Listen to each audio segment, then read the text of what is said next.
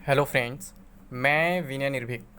Friends, आपका एक बार फिर से हमारे चैनल पे स्वागत है। तो फ्रेंड्स, हमको आप ही लोगों के माध्यम से एक कॉल रिकॉर्डिंग मिला है जिसमें कुछ बताया जा रहा है कि अभी ग्रुप डी एग्ज़ाम नहीं होगा, अभी कोई एग्ज़ाम डेट नोटिस नहीं आएगा। यानी कि अभी बताया जा रहा है कि अभी कम से कम 2 महीने का समय मिलेगा। जैसा कि मैं आपसे लगातार कहते आ रहा हूँ कि आप अफवाहों के चक्कर में ना पड़े। अफवाहें फैलाने वाले हर हफ्ते हर महीने अफवाहें फैलाते रहते हैं। वो सितंबर में वीडियो बनाएंगे तो बोलेंगे अक्टूबर में एग्ज़ाम होगा, अक्टूबर में वीडियो बनाएंगे तो बोलेंगे नवंबर में एग्ज़ाम होगा। यानी आपको हमेशा झूठी तसल्ली दिलाते रहेंगे, झूठा उम्मीद दिलाते रहेंगे, और ऐसा 2-2.5 साल से होते आ रहा है। और मैं थोड़ा कड़वा बोल देता हूँ तो मैं गाली खाता हूँ, तो मुझे कोई बात नहीं फ्रेंड्स, जो सच्चाई है मैं आपको सुनाया रहूँगा, दिखा के रहूँगा, ठीक है। लेकिन मैं एक बार पहले क्लियर करता हूँ फ्रेंड्स कि मैं किसी भी कॉल रिकॉर्डिंग या फिर ईमेल रिप्लाई का सपोर्ट नहीं करता हूँ, लेकिन आप लोग इन सब चीज़ के पीछे भागते हैं, इसलिए मैं सुनाना चाहता हूँ क्यों मैं सपोर्ट नहीं करता हूँ। रीज़न ये होता है friends, maximum call recordings fake निकलते हैं, और अगर कोई रियल कॉल रिकॉर्डिंग होता भी है, यानी कहीं रियल कॉल लगता भी है, तो कॉलर क्या करता है, सामने वाले बंदे को फोर्स करके जबरदस्ती एग्जाम डेट निकलवाता है। जब सामने ने बोलता है मेरे पास कोई इन्फॉर्मेशन नहीं, जो भी इन्फॉर्मेशन होगा आरआरबी पे आएगा, तो भी कॉलर क्या पूछता है बार बार, ऐसा एक बार नहीं कई बार हुआ है कि कुछ एक्सपेक्टेड डेट बता दीजिए, कुछ ये बता दीजिए, कुछ वो बता दीजिए, तो मजबूरन उसे कुछ ना कुछ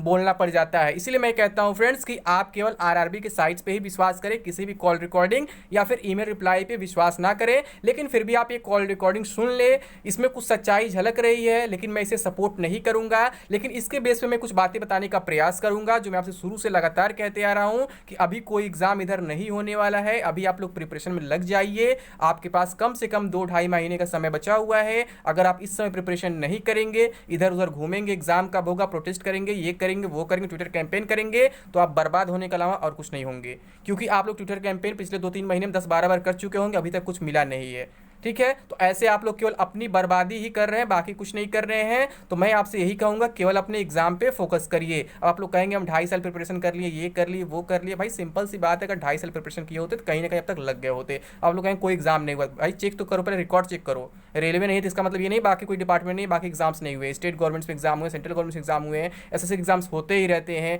कहीं ना कहीं आपने अब तक प्री क्लियर कर लिया होता है, मेंस क्लियर कर लिया, फिर ज्वाइनिंग तक हो गया होता है इस 2.5 साल में, अगर आपने सही से प्रिपरेशन किया होता तो। इसलिए मैं हमेशा कहता हूँ फ्रेंड्स, आप लोग केवल प्रिपरेशन फोकस करें, और किसी भी इन्फॉर्मेशन के लिए केवल आरआरबी पे ही विश्वास करें, यानी केवल ऑफिशियल नोटिस या ऑफिशियल साइट पे ही विश्वास करें, बाकी किसी के भी ऊपर विश्वास ना करें। लेकिन मैं फिर भी आपको कॉल रिकॉर्डिंग सुनाता हूँ, यहाँ पे क्या क्या बातें हुई हैं और क्या क्या कही गई हैं, वहां से मैं एक रिजल्ट निकाल के बताऊंगा कि इसमें क्या सच्चाई है और कितनी बातें सही है, और मैं आपसे क्या स्टार्टिंग से बोल रहा था, ठीक है। तो कॉल रिकॉर्डिंग सुन लेते हैं फ्रेंड्स, फिर आगे हम बात करते हैं इसका क्या मतलब है। हाँ सर, गुड आफ्टरनून। सर ये अभी मैंने कॉल किया था दिल्ली चेयरमैन सर को, तो उन्होंने नंबर वहीं से मुझे मिला है। सर अभी तक ग्रुप डी का एग्जाम का कोई नोटिस नहीं आया, कब से एग्जाम कंडक्ट होंगे, हम लोग काफी परेशान हैं सर। वो चेयरमैन साहब जिसको फोन किया था ना, हाँ, तो उनको इन्फॉर्मेशन नहीं थी क्या? नहीं उनको नहीं, उनके सेक्रेटरी उठाए थे ना, तो उनसे इनसे बात हुई तो बोले हम लोग चेयरमैन के ऑफिस पे है, यहाँ से कोई चीज नहीं होता, यहाँ पे हम लोग का काम है केवल चेयरमैन सबको कंट्रोल करना और रेल का परिचालन करना, इसलिए सारा चीज कंट्रोल ईडी आरआरबी से होता है। उन्हीं ने नंबर वहीं से मिला मुझे। नहीं, हमारे पास नहीं कुछ ऐसा। हाँ, हमारे पास कोई इन्फॉर्मेशन नहीं है। तो सर ईडी आरआरबी तो आप ही में तो कंट्रोल। देखो यहाँ भी क्या सामने वाला ऑफिसर ने बोला, हमारे पास कोई इन्फॉर्मेशन नहीं है, ठीक है। और यहाँ पे ये कॉल फेक नहीं लगता है, रियल लगता है। लेकिन इसमें क्या कमी है फ्रेंड्स, इसमें भी ज़बरदस्ती बुलवाने का प्रयास किया जा रहा है, जो नहीं करना चाहिए। क्योंकि सभी को मालूम है कोई भी इन्फॉर्मेशन होता है आरआरबी के साइट पे ही आएगा, कॉल पे ईमेल पे नहीं आएगा। क्योंकि अगर कोई चीज़ कन्फर्म हो जाता है या फिर टेंटेटिव डेट ही मतलब फिक्स हो जाता है, तो जरूर आरआरबी पे वो लोग दे देंगे। लेकिन जब अभी तक कुछ कंफर्म नहीं है, तो आप जबरदस्ती किसी से कुछ बुलवाने का प्रयास करेंगे, तो वो इन्फॉर्मेशन सही होगा गलत, किसी की कोई गारंटी नहीं है। तो यहाँ पे बंदा ने क्या बोला, सामने वाले ने, ऑफिसर ने, कि अभी हमारे पास भी कोई इन्फॉर्मेशन नहीं है। फिर भी आगे सुन लेते हैं क्या बोला गया है। कंट्रोल कौन करेगा, आप ही को नंबर दिया ना। ईडी में पे ना, ईडी में तो ईडी आरआरबी ऑफिस के सेक्शन अलग होगा ना आप लोग का सर। नहीं, आपको सब कुछ पता है, तो आपको सब कुछ पता है क्या आपको? सब कुछ पता है, तो ईडी आरआरबी में तो आप कहाँ से बोल रहे हो? यहाँ पे कहाँ मिला है? मैंने दिल्ली ईडी आरआरबी के ऑफिस में मिला है। नहीं, यहाँ पे नंबर तो ठीक मिला है, मगर हमारे पास ऐसे कोई इन्फॉर्मेशन नहीं होती। ईडी आरआरबी के नंबर में बात करने को बोला था, ईडी आरआरबी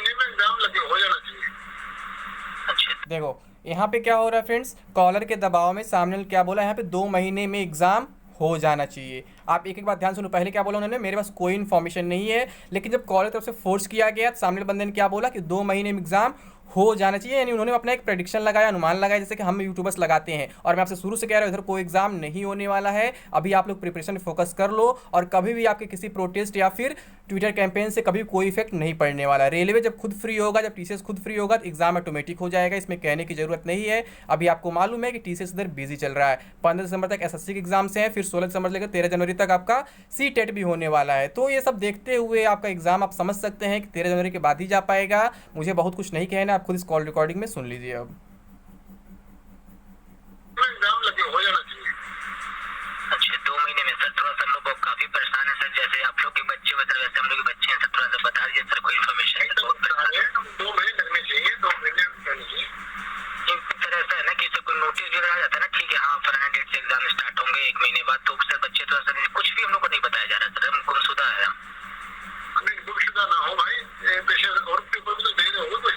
हाँ सर, नहीं क्योंकि आरआरबी में सारे चीज सर जॉब करते थे, सब चीज को छोड़ के सर लगे हुए हैं, बताइए 2.5 साल हो गए वैकेंसी आए अभी तक। मतलब कल भी बताइए, दोनों जॉब करते थे क्या? नहीं सर प्राइवेट ही में थे, तो वो भी छोड़ दिए, सोचे 2-3-4 महीना 5 महीना लग जाते तो ये गवर्नमेंट जॉब हो जाएगा, इसलिए तो लग गए थे हम लोग सारा काम छोड़ के। 2.5 साल हो गए, तो अच्छी तैयारी हुई होगी।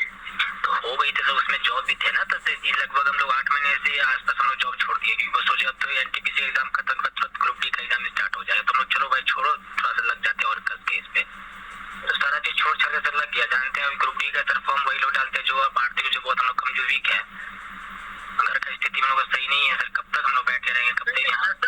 ऐसा कहना तो बेकार है भाई, ये तो आपके हाथ में था, हमारे हाथ में होता है अपने घर की हालत सुधारना। जी सर वो तो बात है, ठीक है, मतलब ग्रुप डी सीट के बाद क्या इसमें कुछ कहने की बात नहीं भाई, ये तो हमारे हाथ में ही होता है, घर की हालत सुधारना बिगाड़ना जो भी है। वो तो सर आप ही लोग के अंदर में है, वो तो सारा चीज।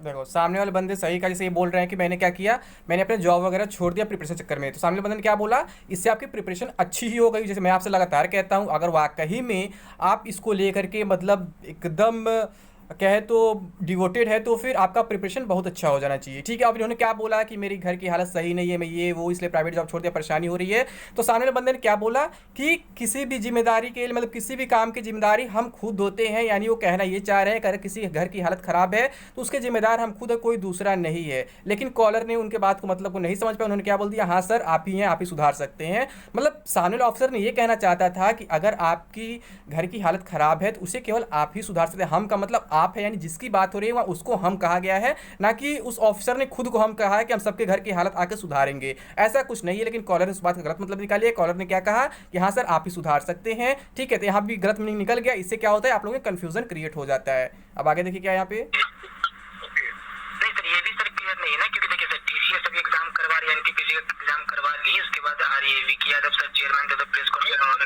इन्फॉर्मेशन मेरे पास थी, मैंने दे दी, इसलिए इन्फॉर्मेशन मैं बताने के लिए कोई उठाया तो नहीं हूँ। अच्छा ठीक है, नहीं सर ये बताइए सर आपसे एक बात रिक्वेस्ट है सर, ये एक बात बताइए, मतलब सर कब तक आपको लग रहा है कि एग्जाम मतलब कंडक्ट हो जाएंगे? 2 महीने में आपको इन्फॉर्मेशन मिलनी चाहिए। 2 महीने में सर?